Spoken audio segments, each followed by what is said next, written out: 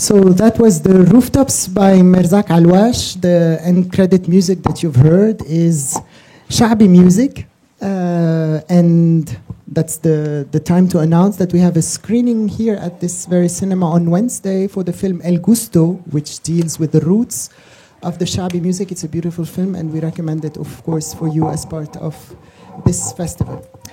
We're very honored to have with us Mrs. Hannah Steinfeld from the Friedrich Ebert Stiftung, which will be leading this discussion. And of course, we have the wonderful Adila Bendimerad, who's with us to answer all your questions. On va continuer un petit peu en français, en fait, mais on va avoir une traduction. Bienvenue aussi de ma part. On espère que le film vous a plu. On est très contente de t'avoir avec nous, Adila. Adila est actrice et écrivaine de scénario, et Les Terrasses est son troisième film qu'elle a fait avec Merzak Alwash. Go ahead. So we're going to lead this discussion in French, but please feel free to ask any question you would like in both French and English. We're also very happy to have Adila with us. Adila is an actress and a screenwriter, and this is her third film with Merzak Alwash. On va vous laisser quelques temps pour digérer vos impressions après ce film assez rythmé. Et je vais en profiter pour déjà poser quelques questions à Adila. So we'll let you have a couple of minutes to digest your thoughts and think about potential questions. And Hannah is going to start the discussion by asking Adila a couple of questions. Dans le film, on a quelques vues spectaculaires d'une très belle ville, Alger, la Blanche. Mais comme vous avez vu, dès qu'on s'approche un peu de cette beauté, il y a beaucoup qui se cachent derrière. Il y a beaucoup de violence, beaucoup de conflits, et c'est un regard assez sombre sur la société algérienne. So as we start with the film, we see a beautiful screenshot of Algiers from above. And as we go deeper, it gets much more somber. There is much more violence as we go into it. And it's actually like a quite dramatic view on Algiers, actually. Ce vendredi, on a déjà demandé à Adila une question sur la société algérienne, et elle a dit toujours quand on voit ce film à l'étranger, on pose des questions sur la société algérienne. Je vais quand même le faire, si tu me permets. So we already asked Adila on Friday questions regarding the Algerian society, and she says whenever people see this film outside of Algeria, she gets questions about the Algerian society, but Hannah is going to nevertheless discuss that again with her. Voilà, donc en fait, le regard de Merzak Alwash ou de ce film sur la société algérienne est très sombre. Et je crois que si on voit tous ces caractères, il y en a beaucoup qui ont leurs contradictions. En fait, Merzak Alwash a dit sur ce film, il a voulu montrer une société au bord d'une crise de nerfs. Et je voudrais te demander si tu te retrouves dans cette image pessimiste de la société algérienne, ou si tu as quand même un regard plus optimiste peut-être. So Merzak Alwash has a kind of a dark or pessimistic view on the Algerian society as a whole, and he said himself that he wanted to show a society which was on the verge of a nervous breakdown. The question is, do you happen to have this? Do you happen to share the filmmaker's view on the Algerian society? C'est vrai que dans ce film, avant de faire le film, Merzak parlait beaucoup de son amour démesuré pour Alger, c'est sa ville. Il la trouve très belle, Alger la Blanche, mais en même temps, il est très inquiet. Donc je pense que c'est un film qu'il a fait avec beaucoup d'inquiétude sur qu'est-ce qui se passe maintenant. Après, non, j'ai pas été forcément d'accord avec lui, comme j'avais dit la dernière fois. Le jour où il m'avait proposé la chanson, c'était une chanson qui racontait juste des histoires de haine et de trahison. Et je lui dis, ok, je veux bien chanter cette chanson, Merzak, mais à une condition, que je rajoute une dernière phrase à la fin. Donc à la fin, Assia, quand elle chante, elle lui dit bon, tout le monde se déteste, mais moi je t'aime et j'aimerais te mettre dans mon cœur et t'emmener. Je lui dis parce que là, si c'est que violent, moi je peux pas et je me retrouverai pas. Et même si c'est vraiment violent, la vie, qu'importe, un peu dans le monde entier, j'ai pas envie de rester que dans du pessimisme. C'est pas possible. So before they did shoot the film, actually Merzak Alwash has talked a lot to Adila, but he also mentioned his love for Algiers, which is his own city. It's his city, so he has a lot of love for the city. He loves the city, but he did it as well with a kind of uncertainty. He was very uncertain. He was feeling a lot of he was feeling troubled, actually. So Adila said, I would love to do the film. And then when he proposed her one particular song, which had quite a somber feel, she said, I will also sing this song on the one condition that I changed the end lyrics of it. And then the actual song ended with, I have you in my heart, and I'm ready to take you away with me. Et quand je lui ai proposé ça, il m'a dit « Oh, tu es pénible ». So that's how they did, actually, and they did shoot it with the end of this song, and then he said, "Oh, you're terrible." Yeah. Otherwise, she said that she doesn't necessarily feel the same. She doesn't share the feelings of the filmmaker on a pessimistic Algiers as he does, actually. Oui, parce que j'ai pas envie, en fait. Mais c'est pas. I don't feel. She says, I don't feel like to be that somber all the time. Ces terrasses qu'on voit dans le film, ce sont des lieux très restreints et très petits. Mais en fait, il y a tout un monde qui s'ouvre là-dessus. Ce sont des terrains de jeu. Il y a des spectacles, des mariages, il y a des squatters qui vivent sur ces terrasses. C'est des terrains de jeu, de sport, c'est des salles de répétition. C'est même, bon, on les utilise comme cabinet d'exorcisme. Elles sont quoi pour toi ces terrasses d'Alger et pour les habitants d'Alger? Comment est la vie quotidienne sur ces terrasses à Alger? So these rooftops in Algiers have quite diverse usages. They could be used for marriages, they could be used for exorcism scenes, they could be used for playgrounds. What do these rooftops represent for you, and what do these rooftops represent for the Algerian society in general?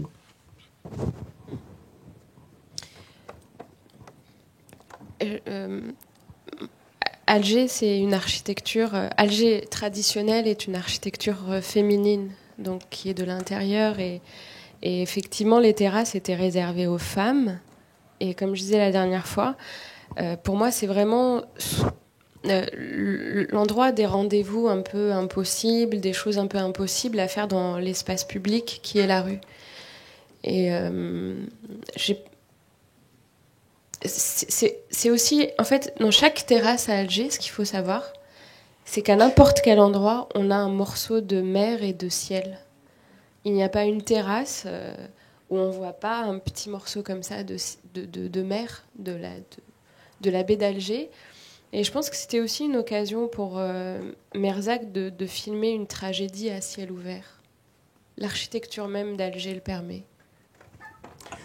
So Algiers as a city has a very feminine architecture, and the way these rooftops are made actually has a very kind of a feminine feel.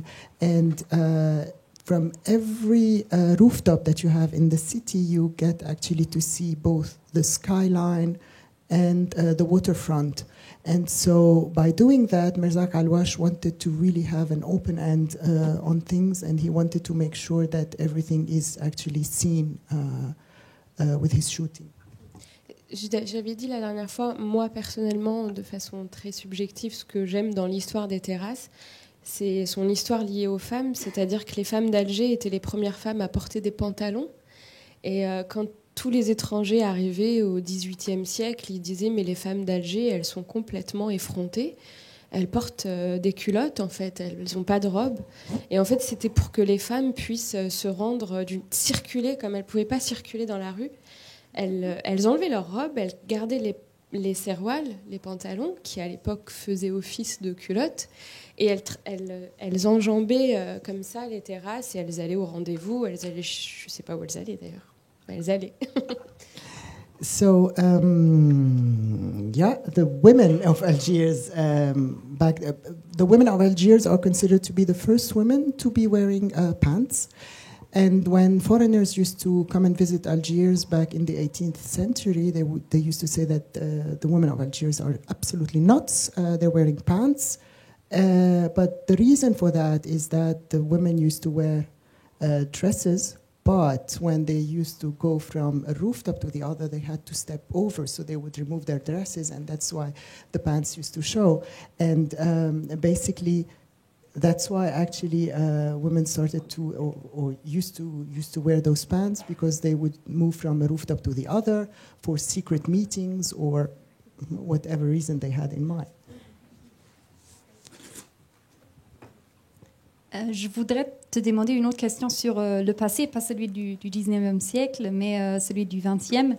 En fait, le film, c'est un film sur le présent algérien, mais le passé, il est quand même très présent dans plusieurs caractères. Donc, on a cette mère traumatisée avec son fils, qui a été violé pendant la décennie noire, dans les années 90, les années de guerre civile ou de terrorisme.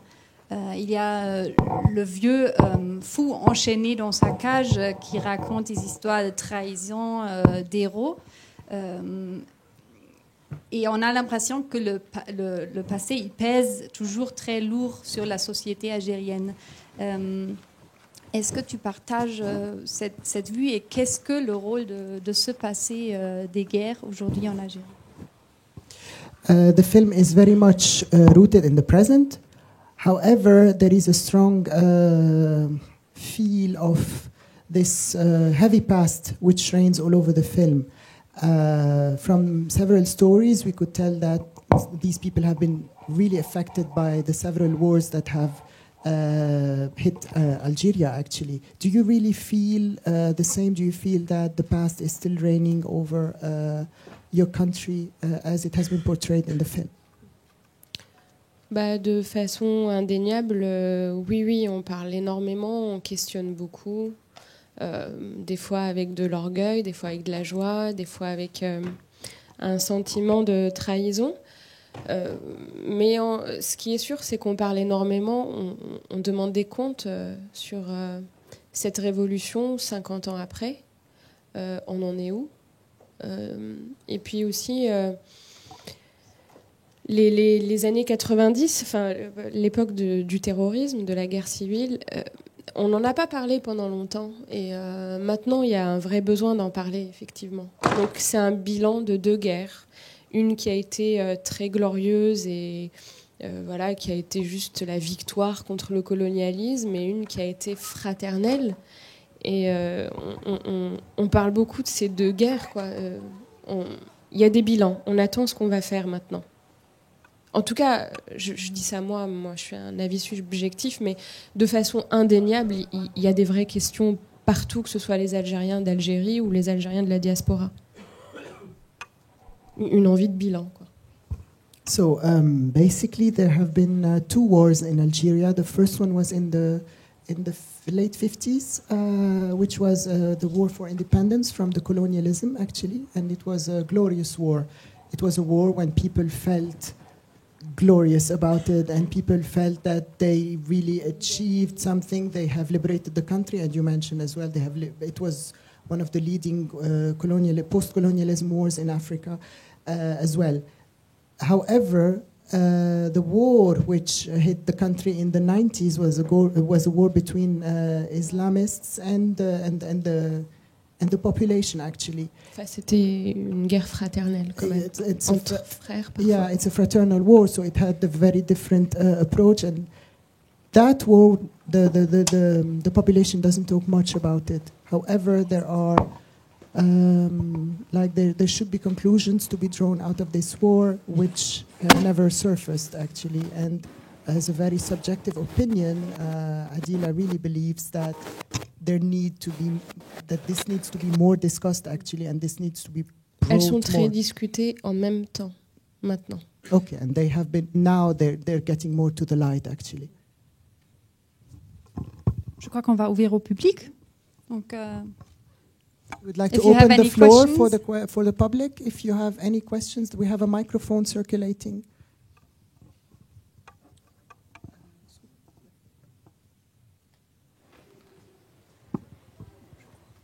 I can give you mine. Okay, so I'm not that well informed about Algerian society, and I would like to know if the film would have been somehow different, shoot 2 or 3 years earlier, so before the uprisings in the Arab countries, like if it influenced somehow the setting or the themes of the stories.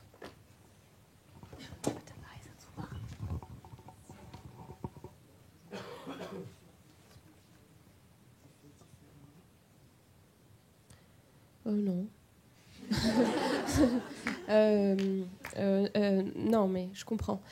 Il faut savoir que l'Algérie est un pays très émeutier. C'est-à-dire il y a des émeutes depuis 15 ans. Et on a eu une sorte de printemps arabe, en tout cas une insurrection qui a mené la sortie du président du parti unique. Et on est passé à la démocratie, en tout cas à la transition démocratique en octobre 88. Donc c'était avant la chute du mur de Berlin. Et c'est depuis ce temps, en tout cas, que les Algériens, même si on dit, qu'importe le jugement qu'on porte sur si c'est une démocratie ou une dictature, mais on vote, on se bagarre tout le temps, on râle tout le temps, on se révolte. Il y a des mouvements de protestation très importants dans ce pays depuis les années 80. Donc je pense aussi que Merzak est un peu omnubilé par son pays. Le questionner, je ne sais pas si ça aurait... Je crois pas, mais il faut demander à Merzak, mais je crois pas. Ouais. Par contre, Merzak a fait un film pendant les révolutions arabes qui s'appelle Normal. C'était d'ailleurs mon premier film avec lui, que je vous invite à voir. Il est sur YouTube, il a été piraté.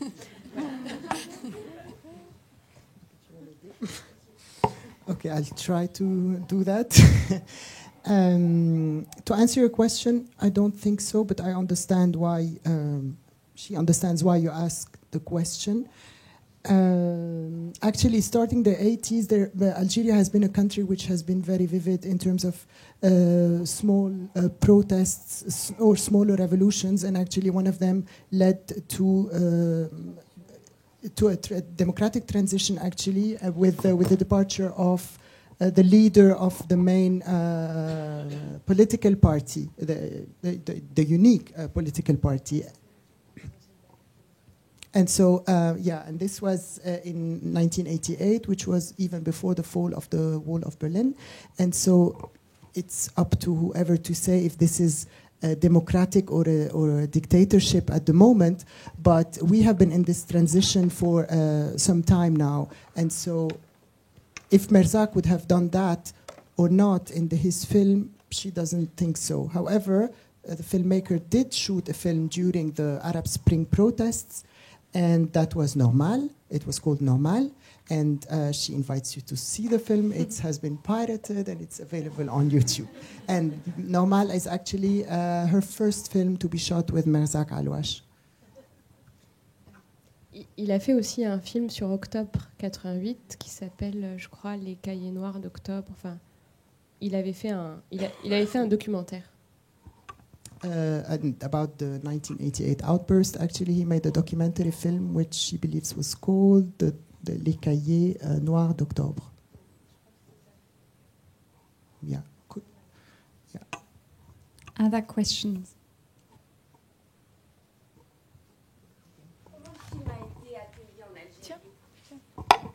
Comment le film a été accueilli en Algérie? How was the film received in Algeria? Alors, plutôt bien. D'ailleurs, plutôt bien. Il n'a pas été suffisamment montré. Mais je crois que c'est un des films qui a été le plus aimé de Merzak. Mais voilà, il n'est pas beaucoup passé. Mais quand Merzak passe un de ses films en Algérie, quel que soit le film, la salle est pleine, il y a des gens debout, il y a des gens assis par terre. Parce que bon, c'est quand même un réalisateur qui fait des films depuis les années 70, début des années 70.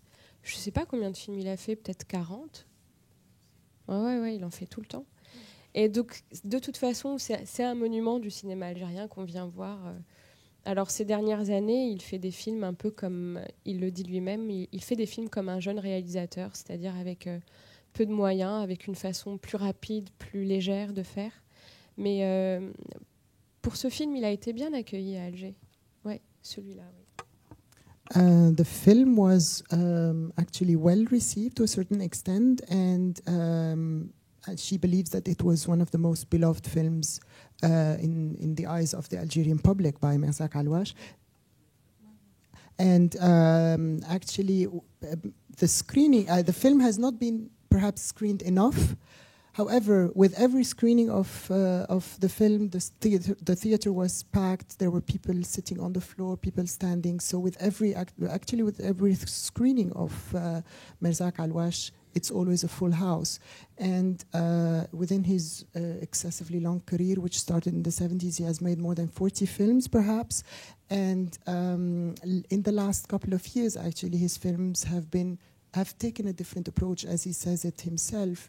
He wants to do things lighter in terms of production costs, and he's doing like he's stepping back a bit, because I think in the early 2000s he had these mega productions, and now his films have less means actually, and they are closer to him actually.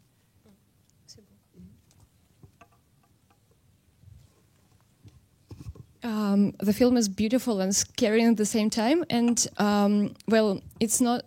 I think that's not the European don't do it. Like they don't name the name of the god like in every sentence. That's why I saw it, and I would like to know, like to say all the time, Allah is great or something like that. Is it a part of a culture, like everyday culture? Just people don't notice that they use it, or it's the way of believing, like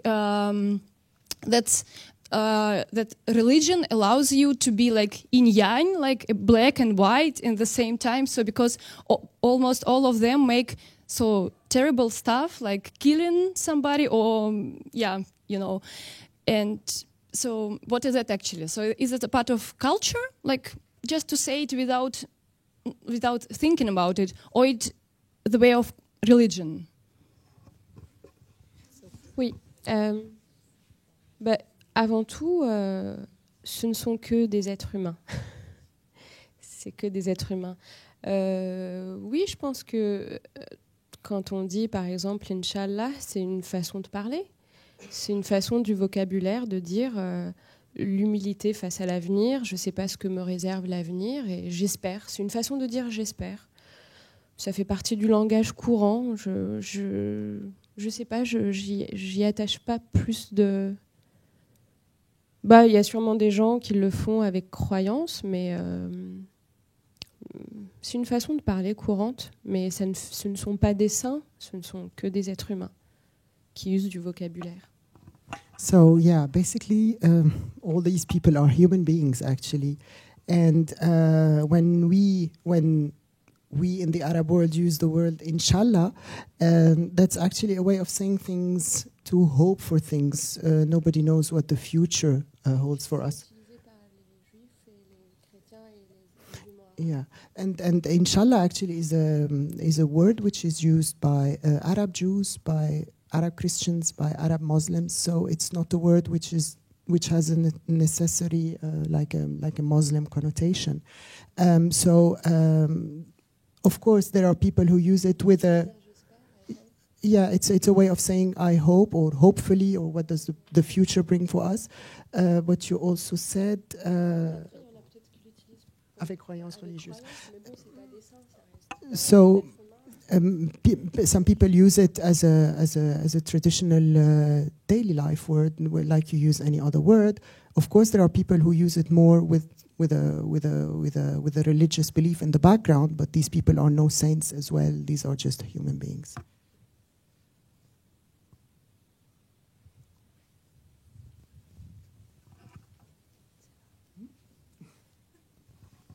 C'est qui le premier?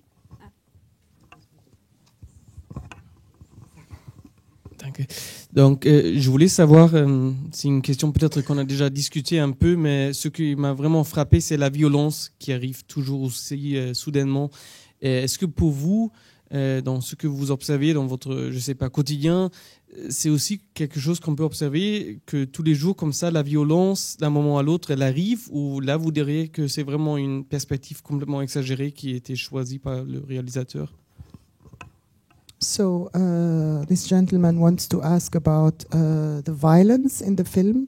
There is an excessive violence at times in the film, and he would like to know if it's really an exaggerated perception in the film, or does it happen like that in a daily life all of a sudden? Je pense que d'une part, il y a effectivement un choix du réalisateur qui, dès le départ, disait j'ai besoin d'emmener ce film dans une violence démesurée. Et je pense que ce choix est lié à son questionnement de cinéma, mais aussi sur l'avenir du pays. Il s'est posé cette question parce que, vous savez, en Algérie, les anciens terroristes ont été... maintenant, il y a eu une amnistie. Et ils ont posé les armes, mais ils vivent avec nous. Donc, cette question de la violence est toujours soulevée par les associations, les journalistes, les intellectuels, les gens. Comment on va faire de cette violence passée et... Donc ça, c'est un choix du réalisateur qui est un choix politique et esthétique aussi. Après, concernant la violence en Algérie, mais je pense aussi un peu partout dans le monde, on n'est quand même pas dans un monde tout en douceur. On est quand même, surtout en ce moment. Il y a par le passé des guerres civiles. Les guerres civiles, c'est quelque chose de très particulier parce que c'est fraternel, donc c'est entre frères. Si c'est pas réglé, si on n'a pas fait de tribunaux comme on aurait fait en Afrique du Sud, par exemple, à la fin de l'apartheid, ou je sais pas, on a toujours peur. On a toujours peur et je crois qu'on ne sort pas d'une guerre civile où la justice n'a pas été rendue très cool, quoi. On est quand même un peu tendu.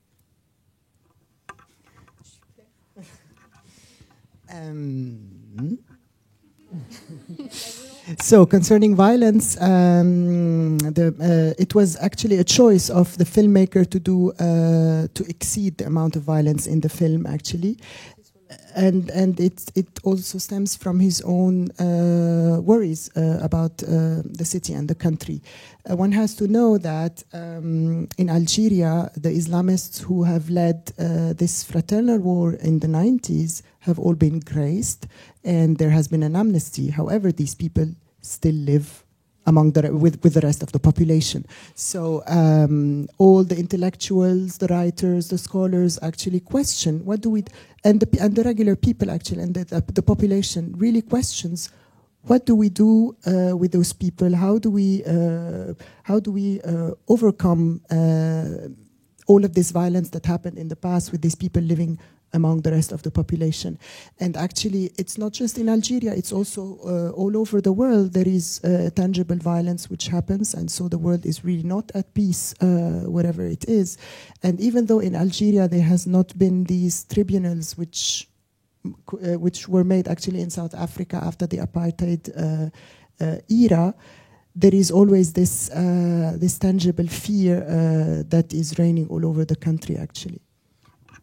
Après, c'est vrai que moi, on me demande souvent si l'Algérie, c'est violent. Je me dis que oui, c'est violent, il y a de l'agressivité, mais je crois que c'est l'agressivité dans le sens, il y a un élan vital, en fait. Je prends l'agressivité de l'Algérie comme un élan vital parce que c'est un pays qui bouge. c'est un pays qui se questionne, c'est les gens qui essayent, c'est des gens qui font comme ils peuvent, qui essayent malgré tout de ne pas sombrer. Et c'est bizarre ce que je vais dire, mais je crois que c'est une agressivité qui est la preuve d'un élan vital et d'une envie de vivre. Donc c'est pour ça aussi que je ne suis pas très pessimiste.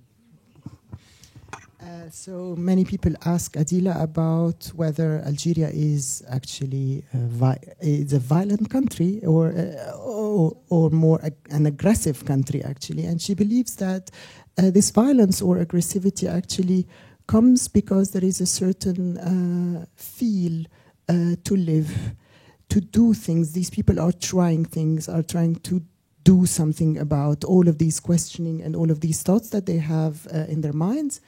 And at the same time, you might be surprised by what she thinks about it. She says that this is also vital to continue and to move on, actually, and to liberate itself and live, actually.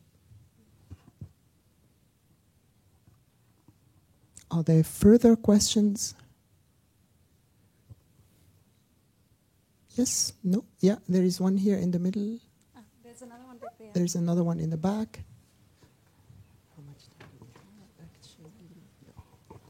Hello? Okay.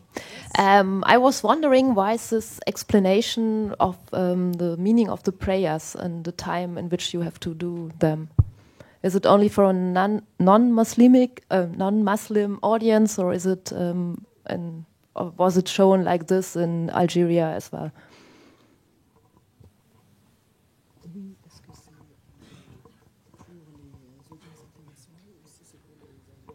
Oh, maintenant, les Algériens savent qu'il y a la prière 5 fois par jour. On l'entend très fort à 5 heures du matin. Je crois que c'est pour les audiences internationales, oui. Oui, je crois. So Algerians are perfectly aware of the 5 hours of prayers.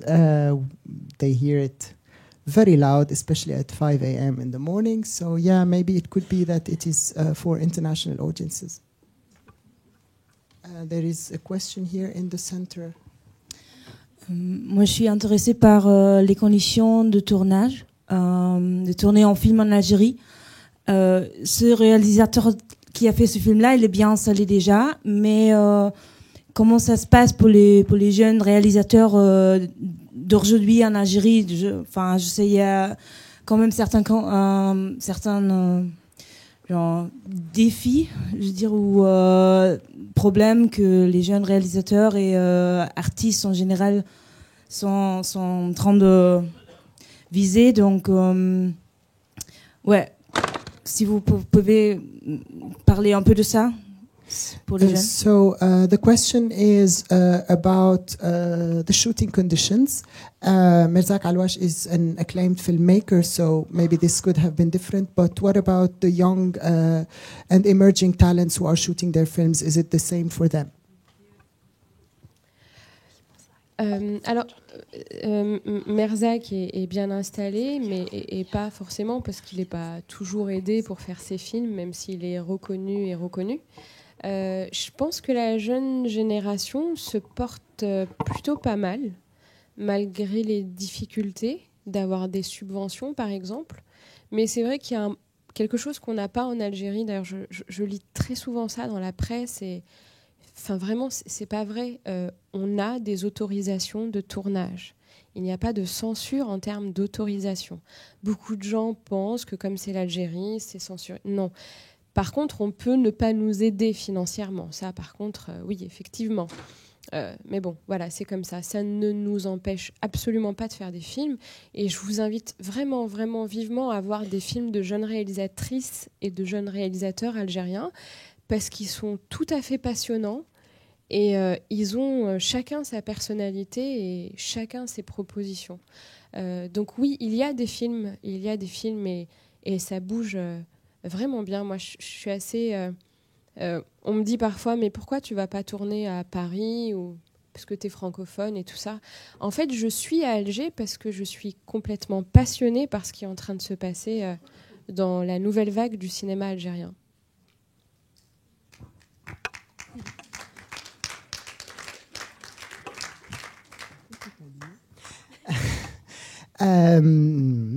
So Merzak Alwash is really an acclaimed filmmaker, but that doesn't mean necessarily that he's supported in all of his productions. He has to also pitch his project and get funds to make it.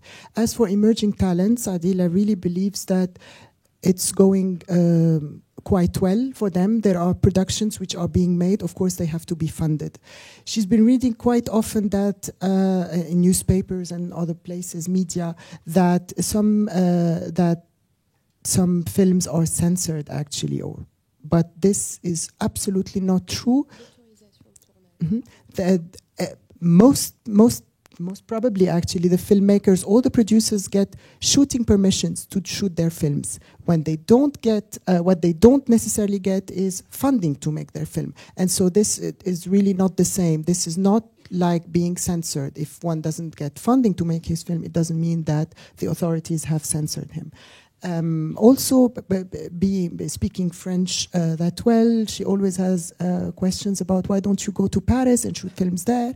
And that's because she really believes in what is currently happening in Algeria. It's really booming on a cinematographic level, and she invites all of you to check films by upcoming and emerging talents, were they young or really upcoming, because there's really something happening, and that's why she really is fascinated by this energy on the cinematographic level. Je veux quand même signaler quelque chose que je trouve très intéressant et très touchant.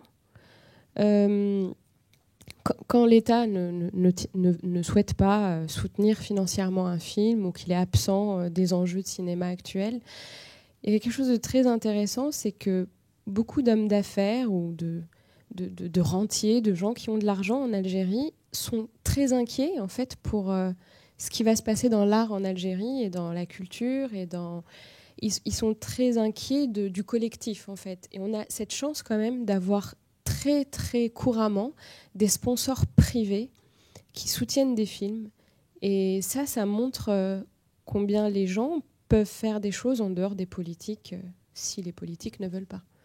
C'est important de le dire. It's very important also to state that even though the state doesn't fund this film or the other, or if at times the state is totally absent from film productions at the time, there are private donors or funders who share a certain worry about the current state of arts in Algeria. And so there are so many productions now which are funded privately, and that's because these private donors are really keen on supporting all the things that are happening on the cinematographic or the artistic world, actually the cultural world, and that Adila believes is very important to be stated for the record. I think our time has run out. Adila will be outside if you would like to talk to her in privately. I would like to thank her for being with us at the festival. I would like to thank Hannah for leading this discussion. And I would like to thank you for being with us, and we hope to see you in the coming days of the festival. Thank you.